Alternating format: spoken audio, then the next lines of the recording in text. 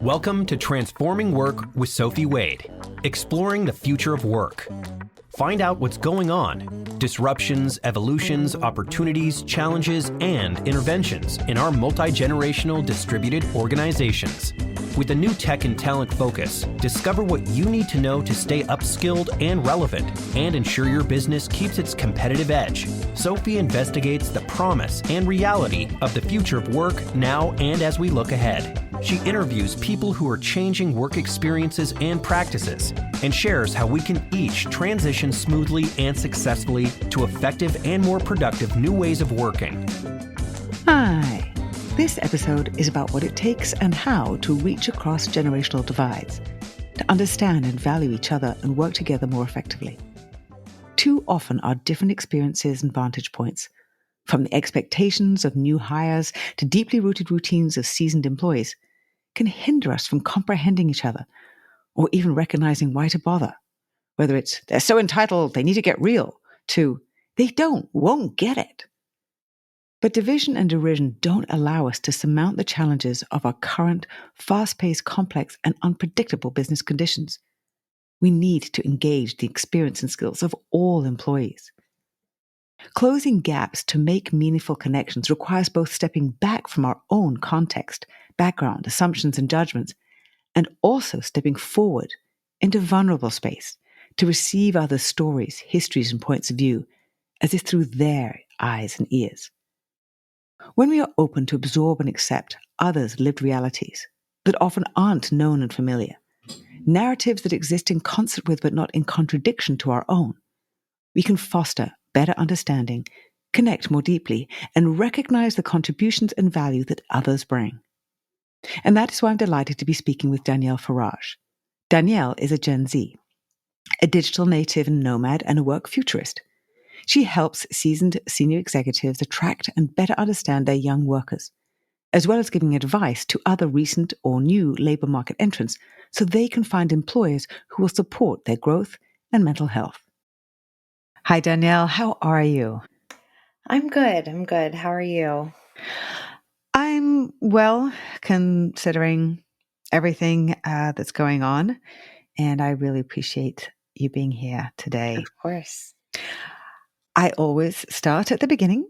You studied psychology. Why? Great question. So I've always had an interest in people. I applied to USC with a psychology major in mind. And when I thought about, what major aligned with me at the time, I reflected and I thought, wow, I've always surrounded myself with people. Even if there were no other people my age, I would find someone, regardless of what age they were, and just want to be around them. And I did a lot of volunteering in high school with older folks. A lot of the time they were Holocaust survivors. I did research on Alzheimer's disease where I won awards. And so a lot of my aspirations had to do with people. And when I got to USC, and, it's one thing to think that you want to study something, and it's another thing to get there and be like, oh, okay, this is what I'm studying, right? So when I got to USC, I sort of looked around and I noticed that a lot of people who were studying what they chose, their choice a lot of the time was because their parents did that thing, or because their siblings studied that thing, or, it wasn't necessarily all of the time that you would see someone studying something that they were truly very passionate and interested in. I tried my best to really reflect on myself and what did I really want. And, some of the best advice I ever got in college was look for a problem and then try to solve that problem, right? In your career and what you do. And this problem that I saw was in both my older siblings who had graduated from USC, they went into careers at big companies and they didn't seem to really love their jobs or the lives that those jobs afforded them Okay. nearly as much as I thought they could. Okay. And I see this as a younger sibling, and I thought, wow, that's the opposite of what I want to do. And also led me to question why. Right.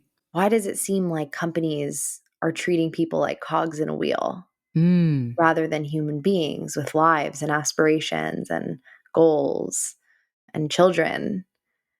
And then I thought, okay, so the problem must be that people in these organizations don't really understand what people want and what everyone wants. Mm-hmm. And Mm-hmm. therefore, what can I do? I can study psychology and try to understand people as best I can.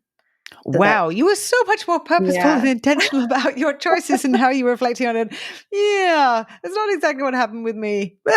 I swear, I swear. I remember the phone call with my mom where I was like, it was my sophomore year. You have to decide what you want to Mm. do and what you want to study. And I called my mom, I was like, wow, Mom, I just had this epiphany.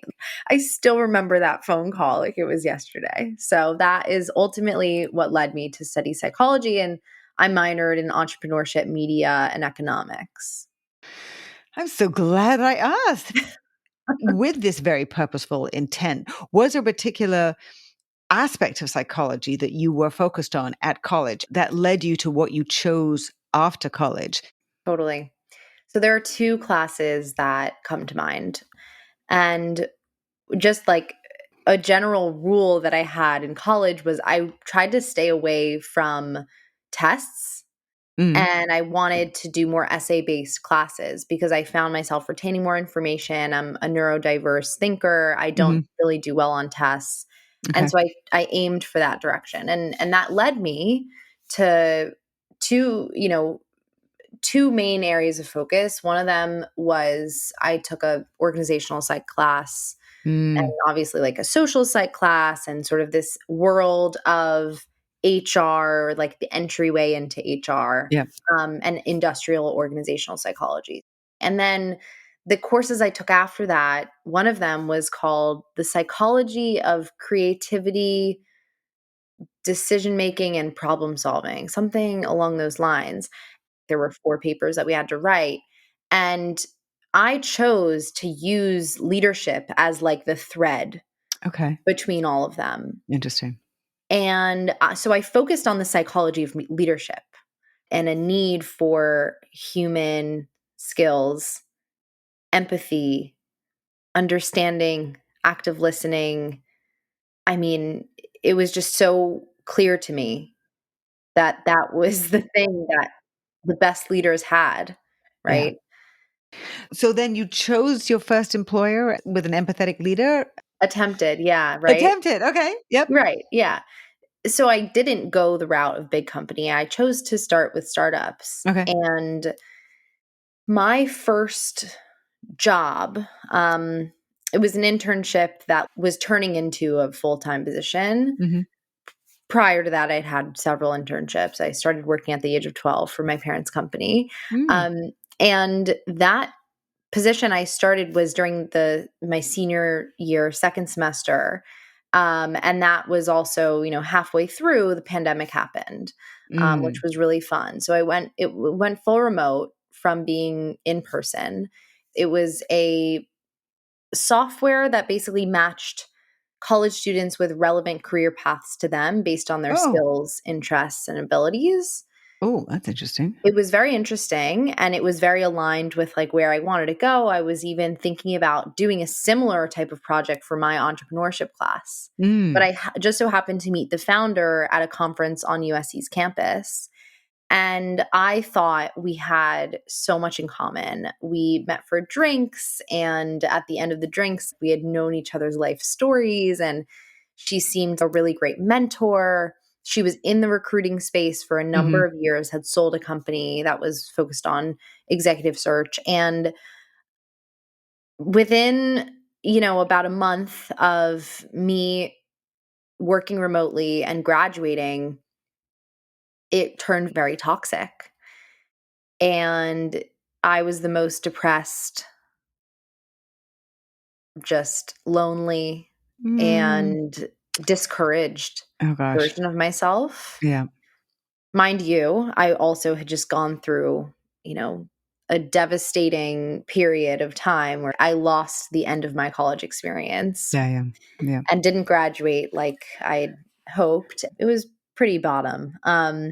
But from that experience, you know, a few months in, I took my power back and I learned early on what that looked like, what it felt like, and the importance of it, which is you never know what's on the other side, right? Until you jump.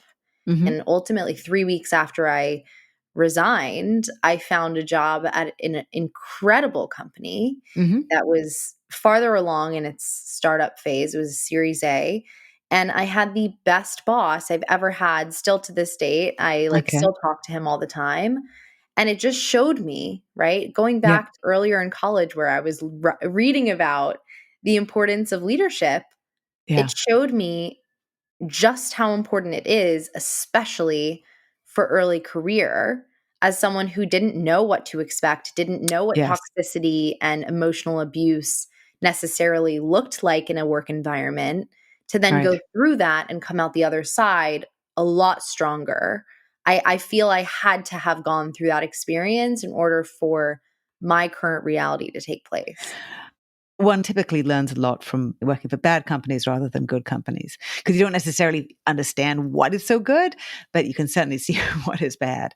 In this new company, deep in the middle of the pandemic, and you're working fully remotely, and the experience that you had at the first company, unhelpful in many ways, that focus on skills will have been pretty useful in helping you understand what your own skills were, because this is not something that most people, wherever they are in their careers, are really keyed into and need to be now.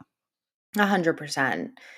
When I went into that internship that didn't end so well, I was a marketing sort of minded person. I Hmm. had interned at a media company. I had worked at the lifestyle brand, and I had that was the bulk of my experience. Sure. And I felt being in that company, even though the environment wasn't great, I still got great experience, which was Hmm. I was leading a team Hmm. of, you know, 5 or 6 interns. We were leading a marketing team across all different forms of social media. I was helping on email marketing campaigns and creating designs and all this Sure. stuff that I never imagined I would do Nice. with the psychology degree. And then once I got to Wade and Wendy, which was the company that I truly loved, that was where I was really pushed even beyond marketing to do things like community building and conferences and Okay. topic curation for those conferences and outreach and outbound and podcasting production and partnership work. I mean, you name it, I was doing it. I was That's a great. one person marketing team working directly with the chief of staff and the head of sales. And I was so happy. I was working on several projects at a time, and I felt like I was learning so much. Now, what was different about the company itself from day one was their emphasis. There's two things. First of all, they had an actual onboarding experience. Okay. Okay. And in that onboarding experience, right, it was a lot of meetings with a lot of different people across teams. And the company was only 18 of us, Right. granted, but I had time with, you know, the product team, the engineering team, the sales team, the CEO, the During the COO, onboarding. exactly, Nice. during the week. And not only that, but in the actual onboarding deck, like the first deck I ever saw, the second slide was about diversity and inclusion. And not only that they valued it internally, but that it was built into the fabric of the product and what they delivered to their customers. See, they were Hmm. an AI based recruiting platform and they used Oh. chatbots to evaluate candidates for a first round interview, for example. They did sourcing, screening, and scheduling for recruiters. Mm-hmm. And in that process, a lot of the time, obviously, bias comes up because we're human and we are all biased. Yeah. And they were trying to eliminate bias and make it a smoother, faster experience for everyone. Right. And so just seeing that, right, from the outset, okay, well, they value diversity, which majority of my generation of Gen Z would agree that that's something that they value and that they want their own employers to value.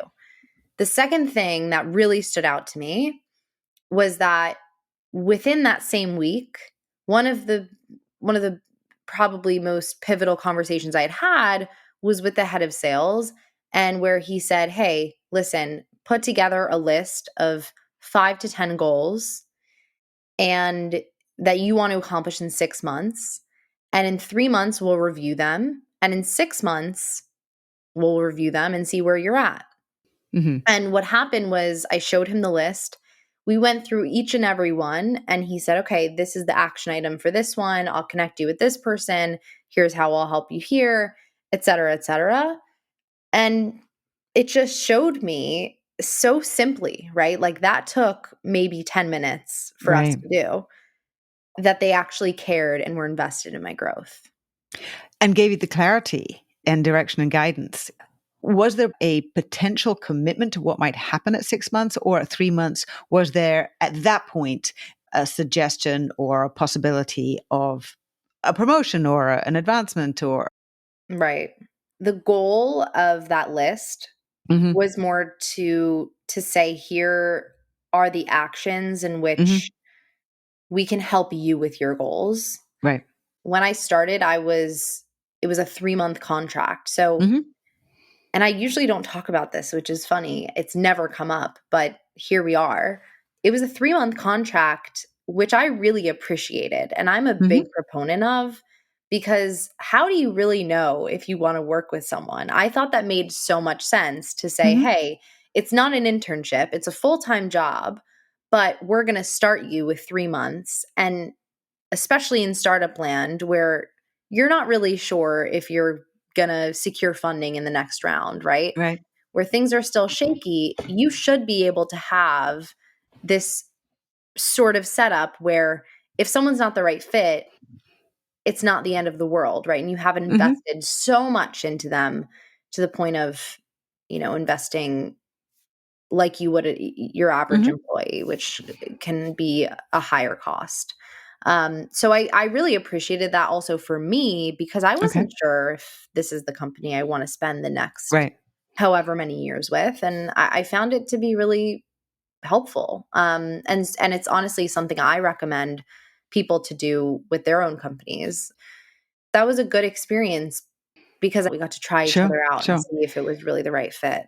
It's interesting that psychologically you preferred that to the possibility that you'd have to quit after however many weeks or months if you didn't feel comfortable. So we can have our honeymoon phase and then make a thoughtful decision at the end of 3 months and see where things are. Like an out. And honestly, it really aligns well with, fast forward 2 years, we're looking at turnover rates, especially for young professionals who are, I read a stat that was like 81% of Gen Z believes it's totally okay to leave a job within a few months if it's not what was actually advertised to you.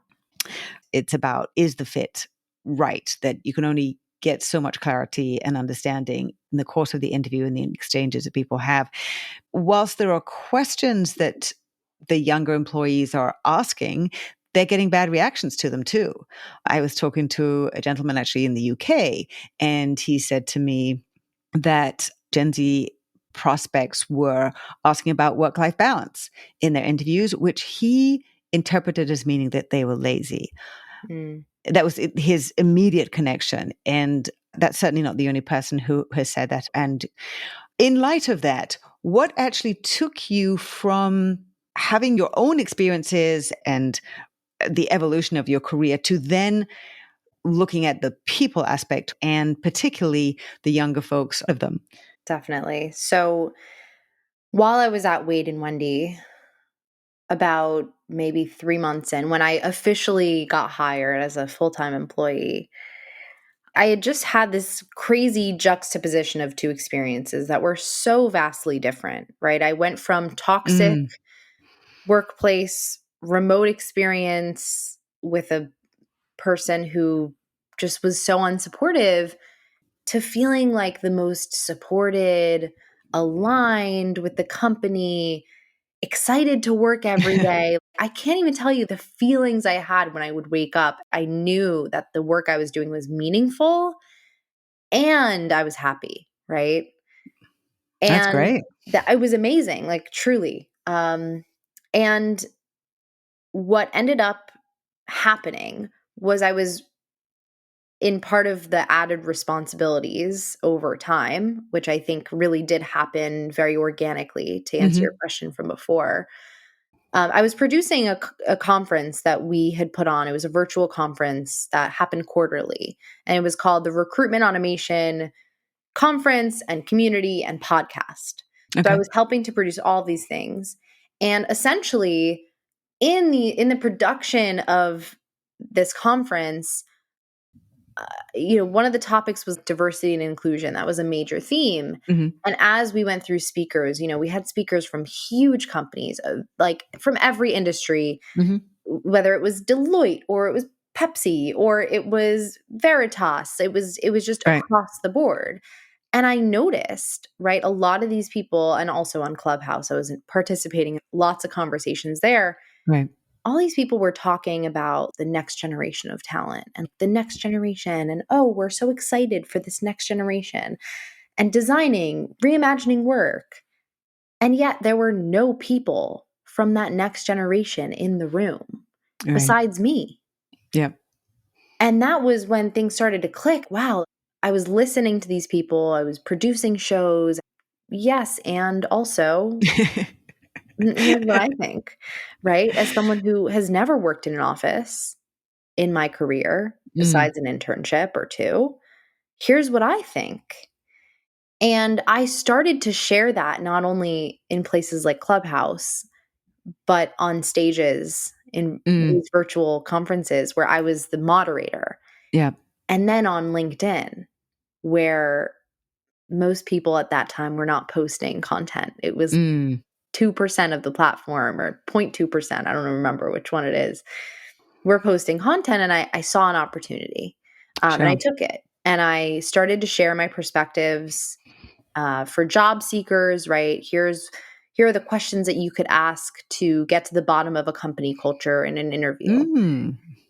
I would share tips that I would learn from people in clubhouse rooms and do roundups of those rooms and really Right. start to create community around these ideas, whether it was mental health at work or it was, generational conversations, it was early career conversations, it was culture and leadership conversations. And then I started to really build a name for myself through LinkedIn. People truly resonated with my thoughts. And then in December of 2021, or 2021, I changed my actual name and my Right. title to put Gen Z in the front of it because that's who I am. I'm that generation. And people wanted to hear from us. And some of those things that you said were speaking to your generation, and some of them Exactly. were speaking to older generations to help understand your age group more. With all the work that I do on younger generations or just across the generations, a lot talking to empathy, as you mentioned earlier, just so we can understand each other better. As you've been finding your voice and your positioning, where do you see that you can provide the most value? I have this conversation daily with myself, with my coach, with Uh-huh. anyone who is invested in my content. My ultimate goal has always been to bridge gaps between generations Mm, so that we can work better together right. and that companies can succeed and that we can be happier, right? Yeah. Whether at work or beyond.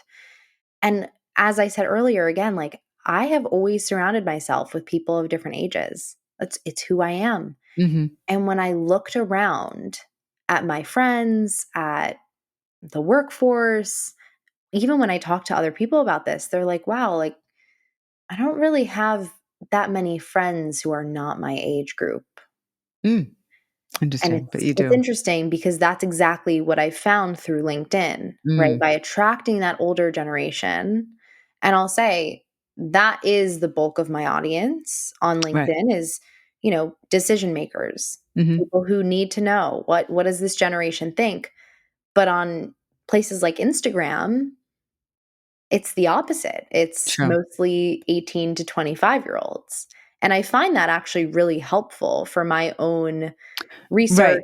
and Yes, just absolutely. to be able to take the temperature, Yeah. every now and then. But I'll say I find a lot of joy from both, my generation realizing that their experiences, just because they have fewer years, they're not less valuable. Their time isn't less valuable. Their experiences, their knowledge is not less valuable. And to help them become more confident versions of themselves so that they can, come to work and really contribute more and that companies can benefit more, right? And in a time where innovation is needed and it's For sure. critically needed, who do you Yeah. look to, right? You look to that younger generation, which with fresh and new ideas. And similarly, with older generations, I find a lot, every single conversation I have with someone where I'm able to change their minds, I find so much comfort in that because it just shows that even through the stereotypes that we hear, oh, boomers, you can't change their minds, like they're so headstrong. It's actually not true. Like if Right. you just are aim to be curious and open-minded. I had a conversation with someone literally last night. It's New York Tech Week. So I went to a happy hour that my friend hosted and I was talking to this CEO. He runs a family office and he also owns a media company. And we were talking and he was like, yeah, I have a problem with this whole leadership, needs to be super open and I like to keep my feelings and my personal life personal and work is another thing.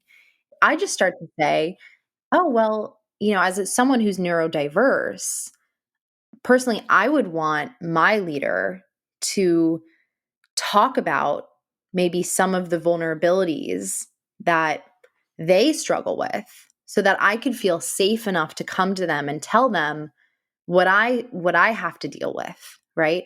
And to create, it's the leader's job to create that space and that psychological safety that we all love to hear Brene Brown and others talk about. So, and Amy Edmondson, oh my gosh, she's been a long time. I love her work. So, like, isn't it where does that come from, right? And he's like, yeah, Right. that's a good point. And I said, yeah, and what if someone struggles with depression? Because, a lot of people do, Yeah. right? And 1 in 4 people struggle with anxiety. I mean, with Gen Z, it's like 90% of Gen Zers struggle with depression or anxiety or have Yep. struggled with one of those. And I said, what if it's something like that where it's like I can't get out of bed? And he's like, yeah, you have a point. And we were cut off. But that's, I find a Yep. lot of joy and fulfillment from those types of conversations of just making someone think a little bit harder about what they really think. As you're trying to bridge these very different backgrounds, contexts, understandings, what are some of the key things that you find that leaders would best understand to solve some core problems, some of the Mhm. longer term problems to begin with that are deeply rooted?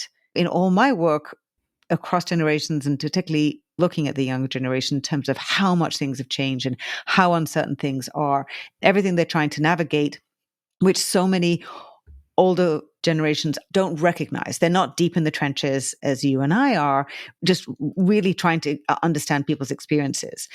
What do you try and pinpoint? Obviously, what you just said to this gentleman, based on what he specifically said, was one element. What are some of the other things that you find are critical to raise early on? It's a great question.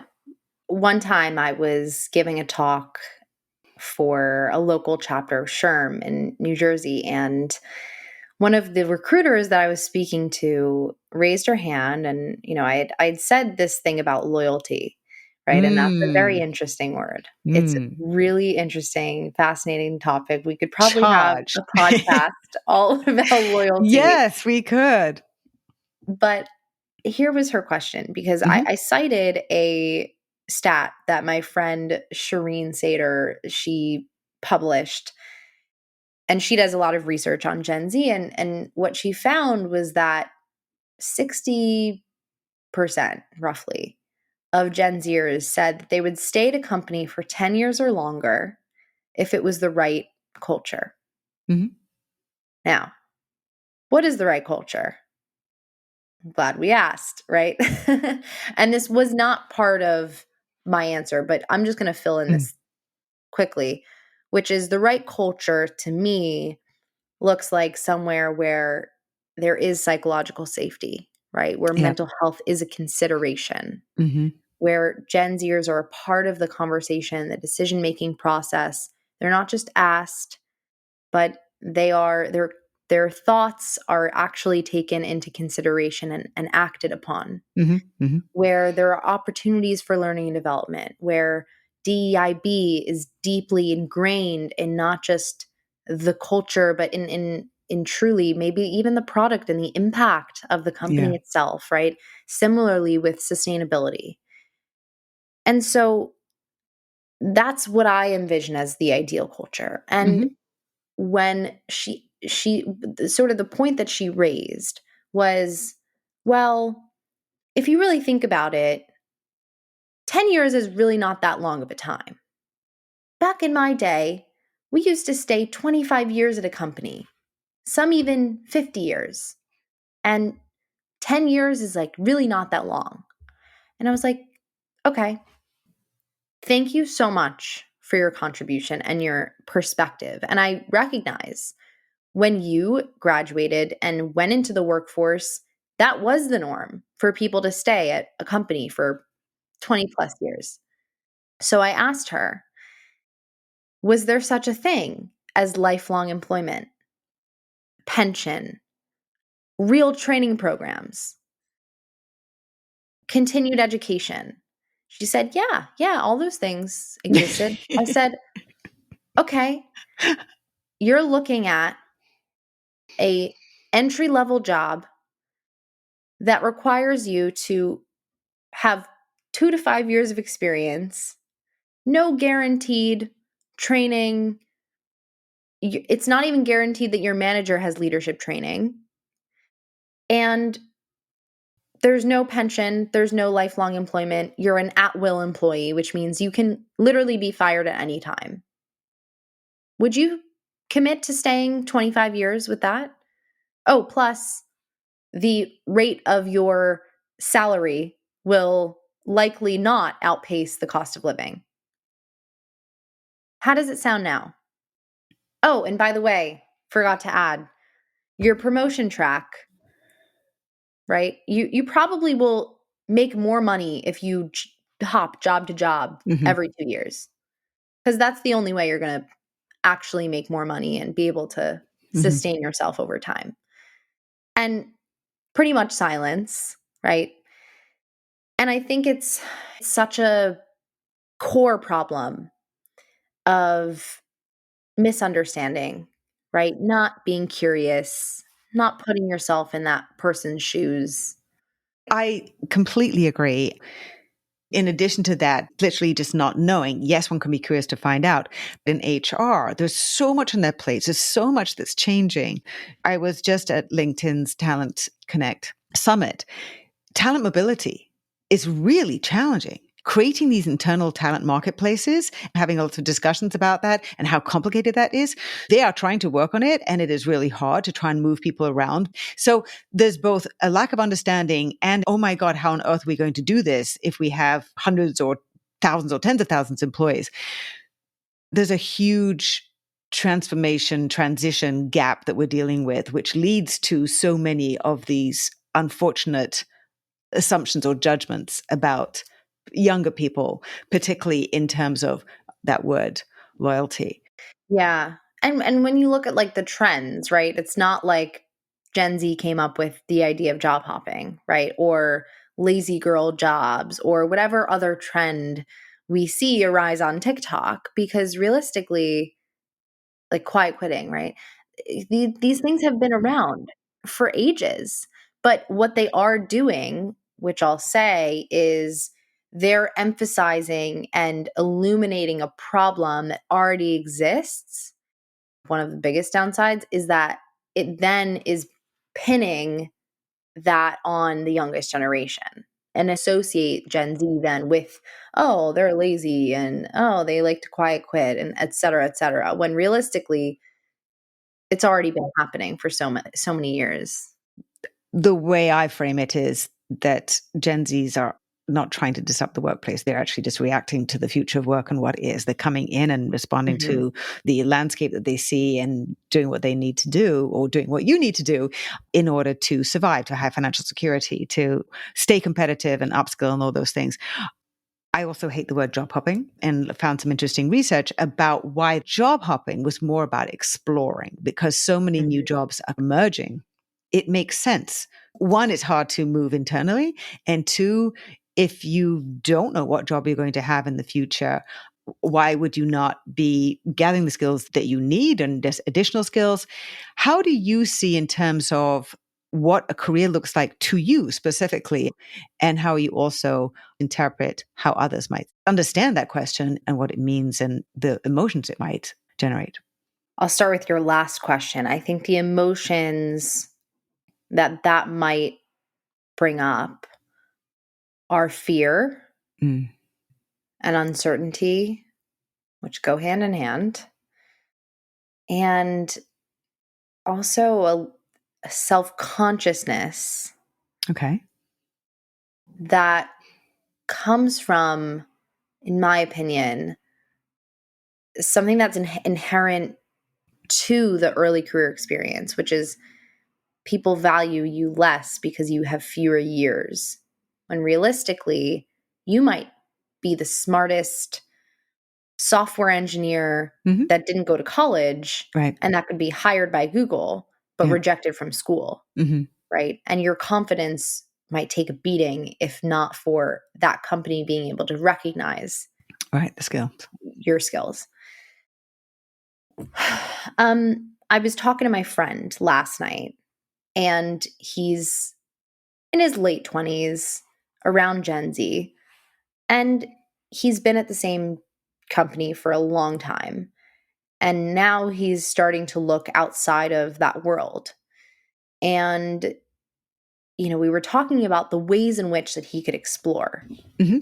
And career exploration is not an easy feat. When you kind of zoom out and you think, well, how would someone actually explore careers? There's not a very good answer. Mm. And so, and also, a lot of the time when we're, you ask people, oh, what are your 20s for? Like, oh, Mm-hmm. like, what's your best advice for people in their 20s? You will hear a lot of your 20s are for exploration. Yeah. And I think that there's so much pressure nowadays for people in their 20s to know what they want. And, social media definitely helps to create this Mm-hmm. fantasy, right? That it's almost paralyzing, Okay. because you feel like, oh, well, if I go to law school, right, then that's an investment, a big Mm-hmm. investment. Right. And then if I don't like it, then, well, I just wasted my money. Right. And then I have to figure out what else I want to do. So I might as well just go to law school, or maybe I won't go to law school and I'll go work for a company. And then it's like, whoa, like we're going down a whole different amount of paths right now. Right. So, I think that my best advice to him was you choose two ways, right? You either choose to explore industry Mm-hmm. and you go work at, let's say, an investment firm and you become an analyst and you get to, if it's a investment firm that invests agnostically, which means like across different industries, then you can kind of dip your toe and get to know different industries and learn more about them. And maybe you find one that's interesting to you, or you go work in a specific industry and you learn about that industry very, very well, which is what I did, which with HR. Mm-hmm. And, you maybe join a startup so you could have multiple hats. Right. And that's how you learn maybe what skills or what types of skills you like to do. Mm-hmm. And in my opinion, that's the best way to go about it. But I would say that the ideal, when I look back at like what I wanted in college and what a lot of people want are those rotational programs where Yes. you get to really Yeah. experience different things. I think that's the best investment a company can make in early career talent. I think it's a great way to recruit and retain people. Another great way to retain employees is now around debt incentives. So if you have Yes. student loan debt, Right. right, being able to contribute a certain amount to that debt and maybe having every year, if your goal is loyalty, right, your goal is to get someone to stay, invest in them, right? Mm-hmm. Annually increase that amount of investment in Right. their debt or in whatever it is, their health, right? If they're Mm-hmm. chronically ill, give them options. With the increasing focus on and moves to create these internal marketplaces, that's going to improve. That's also a function of the upskilling and reskilling needs that are the ongoing learning that everybody's having to do. In the younger age groups for employees, where there is so much technology being used and obviously now being explored, the investment is really important and the ongoing need for anybody in that role. Do you find when you're talking to many Gen Zs that they are getting a good amount of support at their employers? I think not nearly enough. Okay. Unfortunately, I think these are conversations that people are having with their friends, a lot with their parents, Right. with coaches, with thought partners. I've started to take on some of my own clients of Mm-hmm. people who are just really feeling lost and confused. I had Right. 2 calls last week with fresh college grads, right, in May, who are living at home and they really don't like that. And Mm-hmm. they feel, again, very paralyzed by how many options there are. And, oh, well, I have an interest in music and that's what I studied in college, but it doesn't seem like there's a career path for that. And there's just not a lot of knowledge of what's out there in terms of, well, you could go work for a technology company that is enabling music automation, Right. right? You could go work in production of podcasts at a tech company. Like there are so many different things that you can do. And I still think that colleges, 75% of college students coming out don't feel like college prepared them for the workforce. That's a big, big number and a big problem. It's a huge problem, not only the problem of not being prepared in college, but also this disconnect about understanding how to navigate this myriad of choices that people have. And at the same time, am I going to embark on a job hopping / exploration series where I can hear how much people are getting slammed for doing that? The imbalance of information and understanding is definitely very challenging now. Sort of the blind leading the blind. I'm always advocating for people to be sharing their experiences and that empathy so that people can really start connecting with where they are. What haven't I asked you that I really should have done, that you really want to highlight as a Gen Z? I love that question.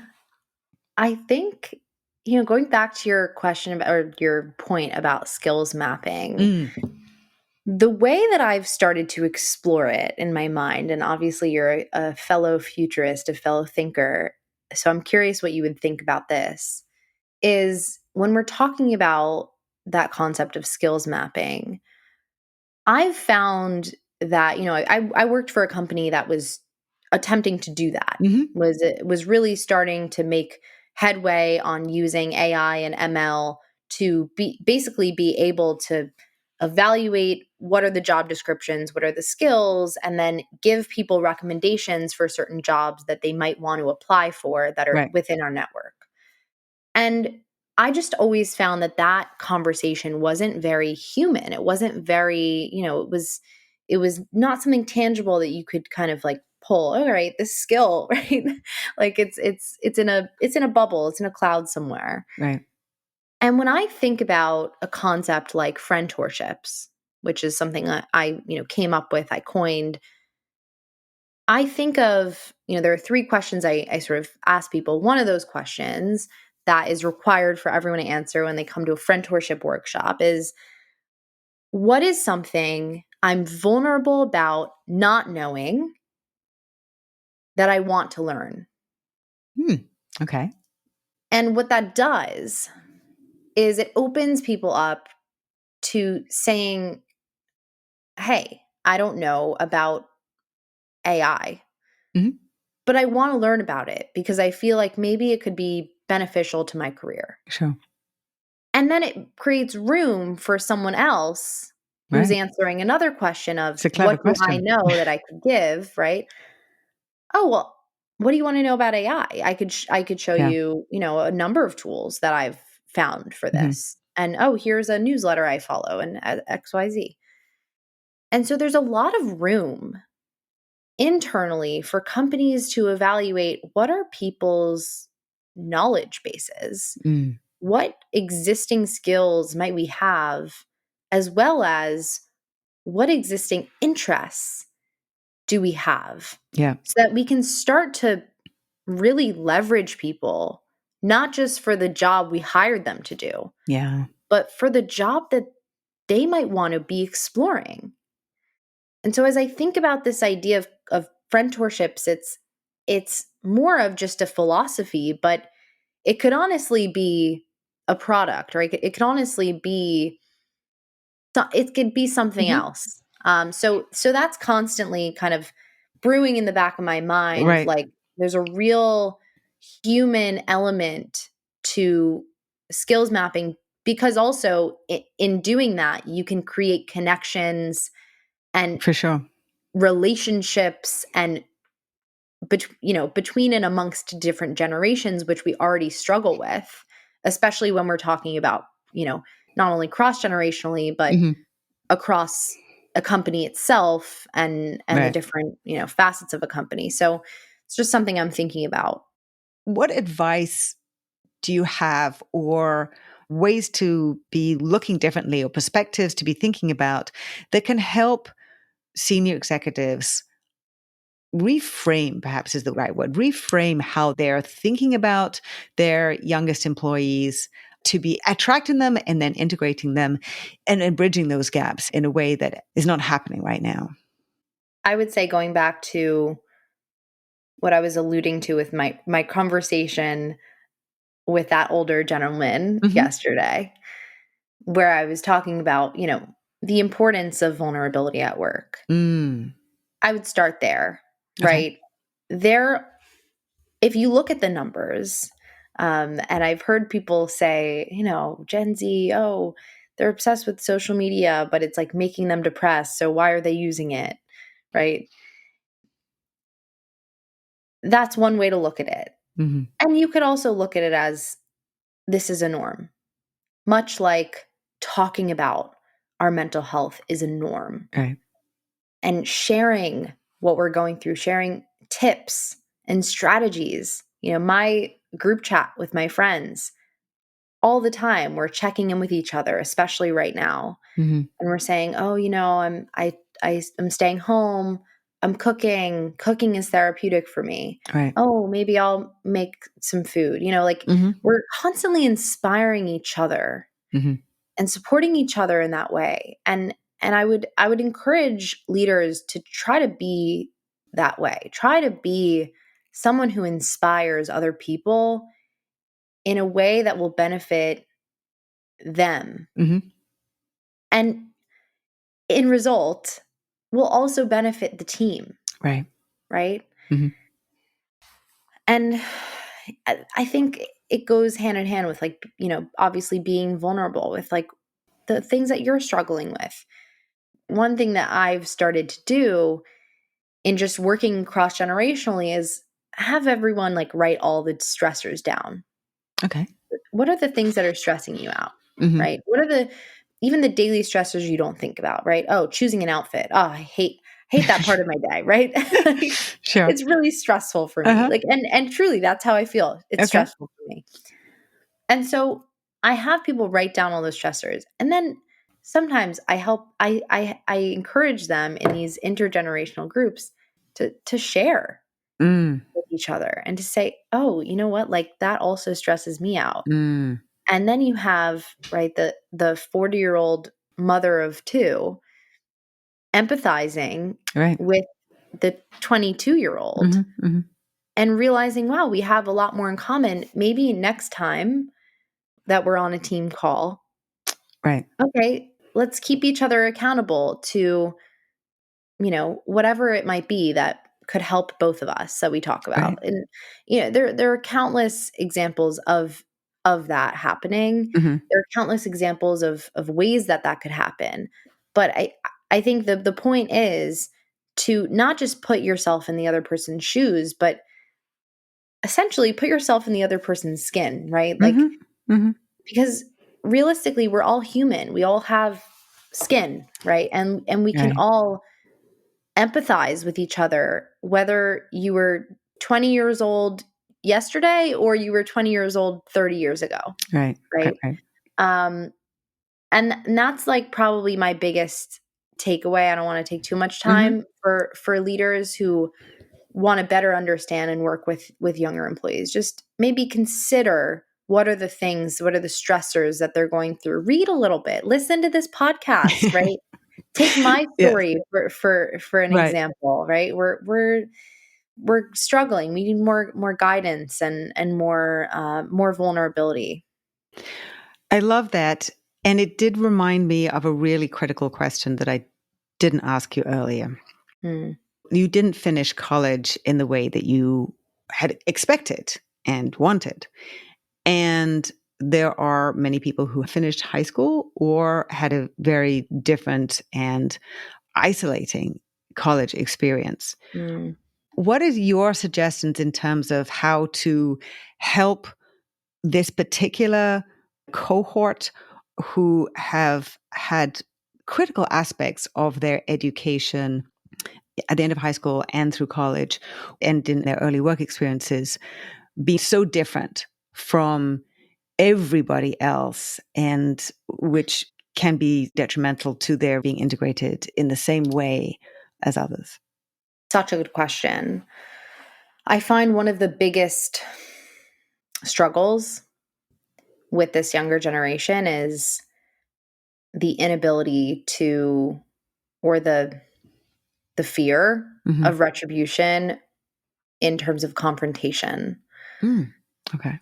And I don't want to say inability, but the weakness in the skills of confrontation and, using your voice in a way that is more solutions oriented versus problem focused. Okay. Right. So a lot of the time when I speak to college students, they're very motivated to make change and a difference within the organizations they're at. And a lot of the time they're really disheartened by what they find, because realistically, Gen Z really values authenticity across the board. Yeah. And when you get to corporate America, it's corporate. And corporate and professionalism and all these words are like the opposite of authentic. And it just goes hand in hand with business and the stock market and capitalism. Like, it makes sense, but not to us, right? As the ones coming in at the bottom, Right. hierarchically. And so what I say is use the seat at the table mentality, right?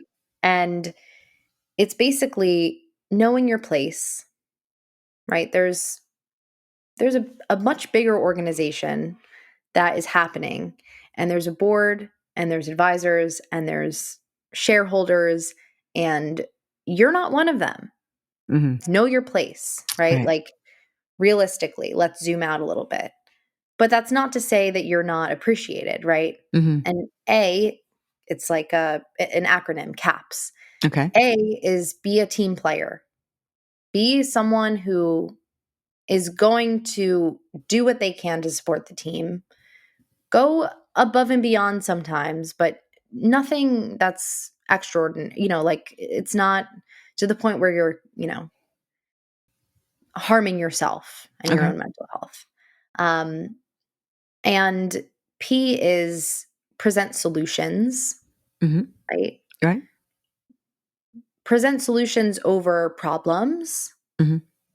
And the other P is positivity always wins. People love a positive person.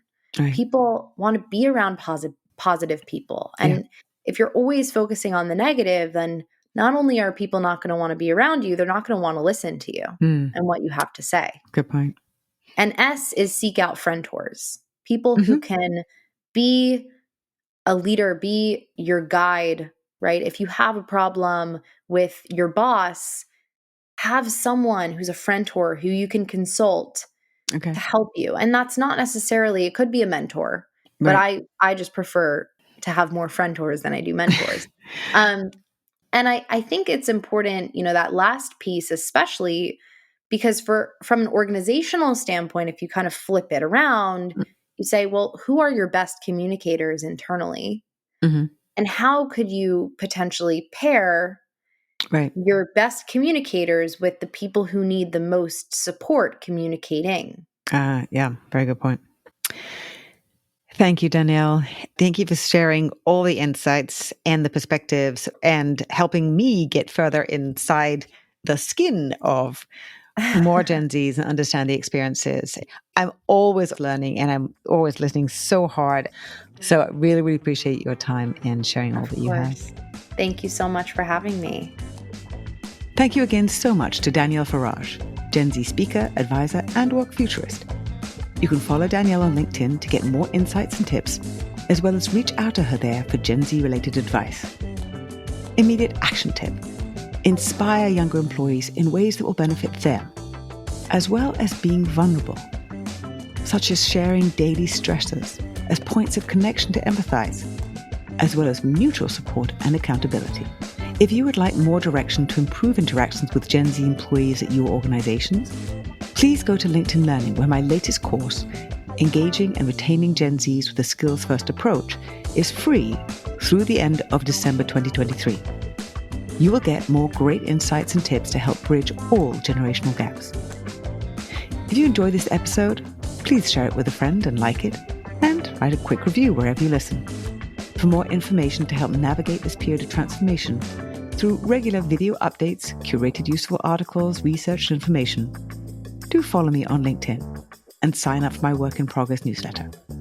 Until next time.